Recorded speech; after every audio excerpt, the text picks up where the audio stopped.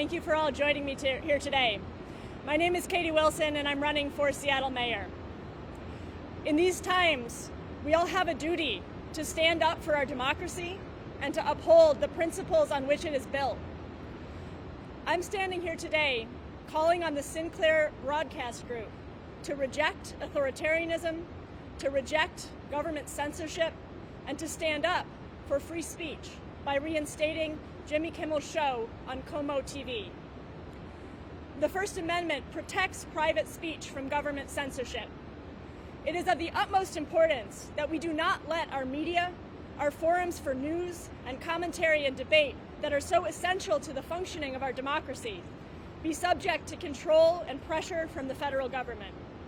That means we cannot let the FCC, a government agency, coerce television networks based on their programming or the comments of their employees. There are many complicated legal and ethical issues around speech, but this is simple stuff. And all of us have a duty to stand up against such coercion. All of us have a role to play in resisting the creeping authoritarianism of our federal government. I've been thinking about my role as a candidate for office in a high-profile local race. What can I do? And to be transparent, I had a short interview here at KOMO on Monday, and it did not sit right for me. It did not sit right with me, and that is what got me thinking about what my role should be in this moment. So I'll tell you what I am going to do. On Wednesday, October 8th, KOMO is scheduled to air a debate between me and the incumbent, Mayor Bruce Harrell.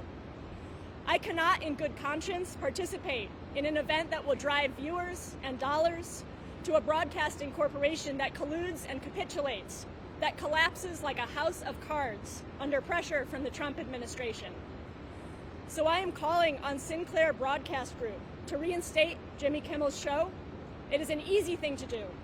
And if this does not happen, I cannot participate in a debate that will be aired on KOMO-TV.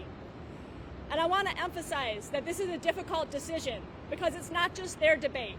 There are other people, other organizations that are involved in organizing it, and I want to participate in that debate. And so I hope that Sinclair makes the right decision. And I hope that regardless, we can move forward with that debate, even if KOMO is not able to participate. And I will also just say to the public that there are over 20 debates this fall, so you will have plenty of chances to hear from me and from my opponent. I also pledge not to spend campaign advertising dollars on any Sinclair-owned outlet, and I call on Bruce Harrell and his PAC to do the same.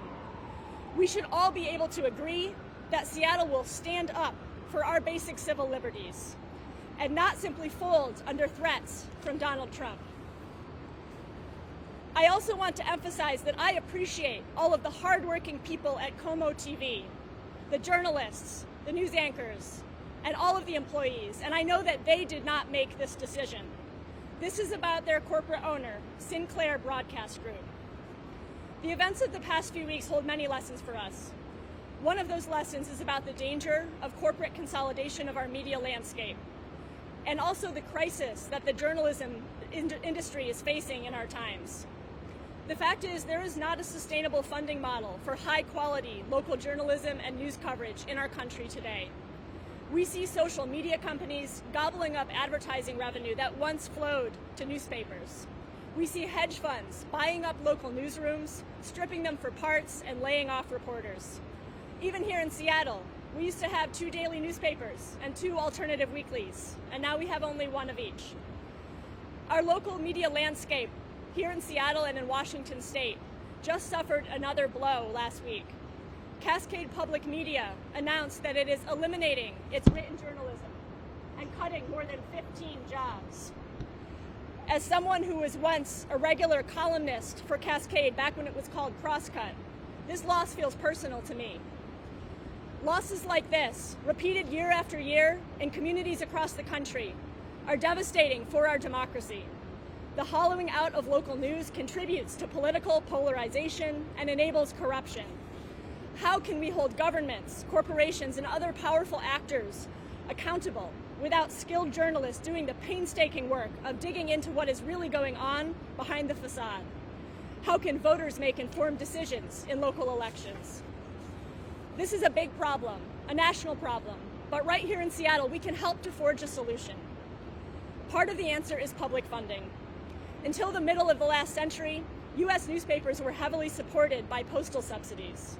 Many countries around the world, from Norway to Germany to Japan, publicly fund news media at substantial levels. Today, the U.S. is an outlier. As mayor, I will propose strengthening local journalism through a program modeled on Seattle's pioneering democracy voucher program.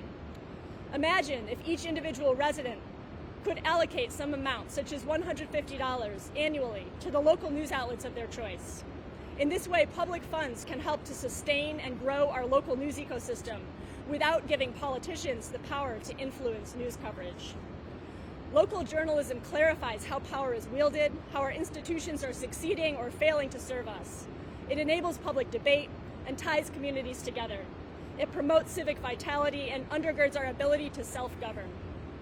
In these dark times, the problems can feel overwhelming, but we all also have the power to be part of the solutions. That can mean standing up and speaking out against federal overreach and censorship, as protesters have done right here in this spot several times in the past couple weeks. That can mean supporting independent local news outlets with your own dollars. And that can mean paying attention, getting informed, and participating in our local democracy. I am proud to be in a position today to play a small role in resisting the creep of authoritarianism in our country. And I hope that Sinclair Broadcast Group will decide to stand up and do their part too. Thank you.